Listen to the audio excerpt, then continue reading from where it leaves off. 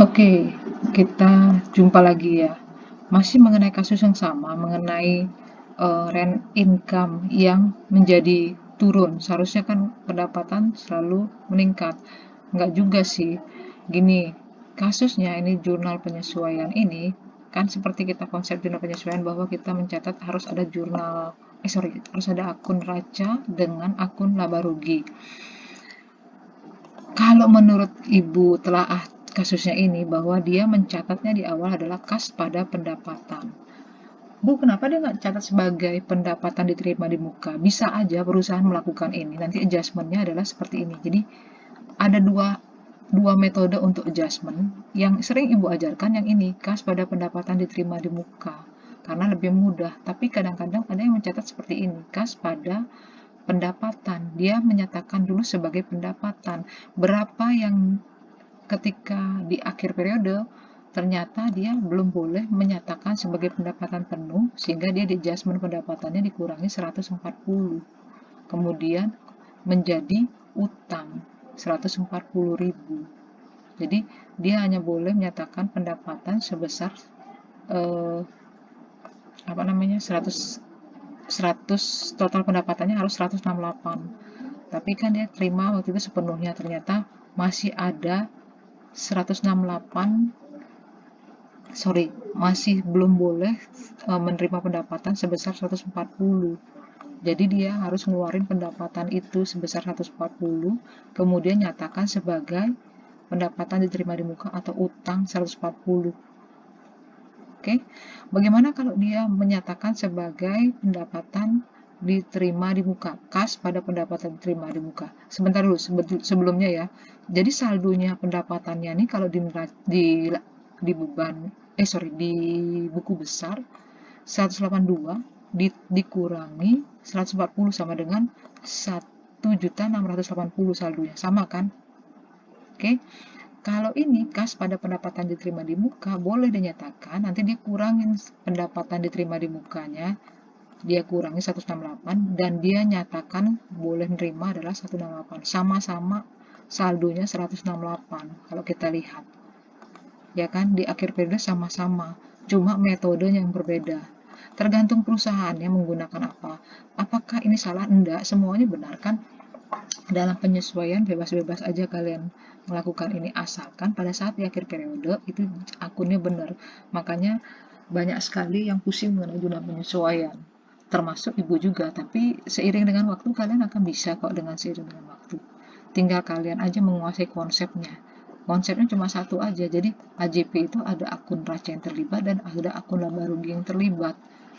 Jadi di sini awalnya Ibu tekankan lagi sekali, dia menerima kas pada pendapatan, kemudian karena di akhir periode tutup buku pendapatan itu belum boleh diterima sepenuhnya sehingga dia harus mengurangi pendapatannya dia sebesar 140 dan menyatakan sebagai utang sebesar 140. Saldonya sama aja, yaitu 1 juta. Kalau ini dikurangi 1.820 dikurangi 140 sama dengan 1.680, sama kan? Ya kan? Kemudian kalau kas pada pendapatan diterima di muka boleh aja. Cuma dalam kasus ini nggak cocok dia, karena nanti dia di sini kita pakai yang ini. Ya, kas pada pendapatan diterima di muka karena dia belum di awal periode dia sudah menyatakan bahwa itu belum menjadi haknya dia untuk menerima pendapatan sepenuhnya sehingga dia nyatat sebagai pendapatan diterima di muka. Di akhir periode dia hanya menerima sebesar berapa yang sudah dia berikan haknya, yaitu 1.650, dan kemudian dia mengurangi dong utangnya dia, pendapatan diterima di muka. Karena dia di awal tuh bukan nyatakan sebagai pendapatan tapi sebagai utang. Oke, kita masukkan aja ya akunnya ya. Ibu udah masukkan, yaitu jadi 411 dengan 213. Kalau di sini berarti nih dia. Jadi unearned-nya kita kreditkan, benar kan? Kita kreditkan. Nih, di kredit posisinya. Oke, sudah benar 140 juga. Kemudian rent income-nya kita debitkan. Jadi 1820 dikurangi 140 sama dengan 1680. Cocok ya? Udah ya. Kemudian yang berikutnya yaitu wage expense sudah, ini wage expense 65.000, wage expense, sorry, rent income, wage expense lagi ya nih ya, wage expense yaitu sebesar 65.000 sudah tadi ya di atas ya, samaannya sama ya dengan ini ya. Kemudian supplies 146 sudah juga. Property tax yaitu property tax ini expense itu kita lihat lagi. Property tax ini, nah ini belum ya. Jadi kita karena dia bertambah tinggal kurangin aja ya. Jadi dia ada beban sebesar 60.000. Kemudian ini, nah kita masukin ini juga. Nah sudah nih. Jadi kita masukin di sini, berarti ini adalah 60.000 saldonya ya. Prepaid tax itu saldonya berapa? Prepaid tax itu 60.000. Prepaid tax itu 60.000 di debit. Nah ini 60.000, di sini 0, di sini 60.000. Berarti dia di kredit ya, betul. Jadi beban pada apa namanya tuh, pajak dibayar muka sudah. Kemudian yang ke berikutnya, interestnya juga sudah semuanya. Jadi gitu ya. Mungkin kalian agak susah sedikit, tapi ini sudah benar nih. Kalau ibu lihat, coba kita summary dulu ya. Jadi kita formula summary. Mudah-mudahan balance, karena ini live ya ibu, belum reka-reka. Pingin aja ngerjain punya kalian kok. Kalian semua salah gitu. Wah, ini juga salah ibu. Kemudian kita lihat aja nanti ya salahnya di mana ya. Nah, formula ini 144 harusnya nggak harusnya balance sih, tapi nanti cari tahu lagi nih balance nya enggak.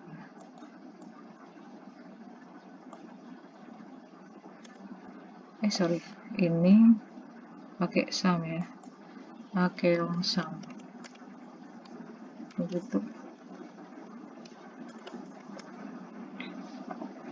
Nah ini kita cari tahu nih kenapa tidak balance. Nanti kita pakai rumus aja ya, kita di AJP ini. Ini kita delete dulu biar beres. Ini kita kasih nama dulu dengan nama define name, kita kasih no JP. Oke. Kemudian ini juga kita kasih nama dengan define name debit. Oke, apa-apa. Ini udah balance, berarti kita ada yang salah nih. Debit, kredit. Oke. Kita pakai rumus ya biar oke ya. Sama dengan sum if double click sum if no JP, kemudian koma di sini, koma debit. Tutup. Oke, sudah, kita drag aja. Oh, ada insurance-nya 128. Oke, enggak apa-apa. Kita samain juga sum if double click, kemudian no JP, koma 13. Ibu suka gemes soalnya kalau ngerjain kalau nggak balance tuh. Mungkin kalian juga merasakan hal yang sama ya. Nah, oke, kita drag aja. Ini baru balance nih. Nah, kita tinggal pakai NSD aja deh. Kalau pusing rumusnya. Atau ibu copy aja ya. Copy rumus.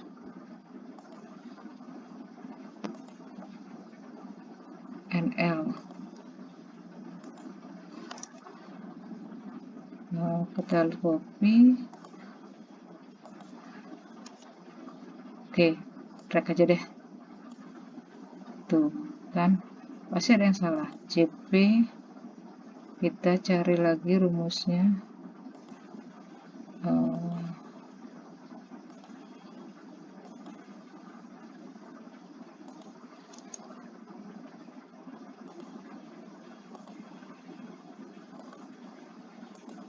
kita copy, kita drag.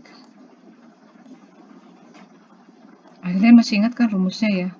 Supaya kita nggak ulang-ulang, ibu copy-copy aja. Oke, kalau ini kok nggak balance juga, kita summary dulu ya. Sum.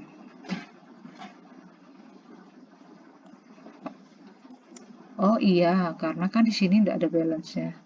Di kredit kita pakai ambil ya, karena selisih tadi di awal. Nah, kalau gini kan balance namanya.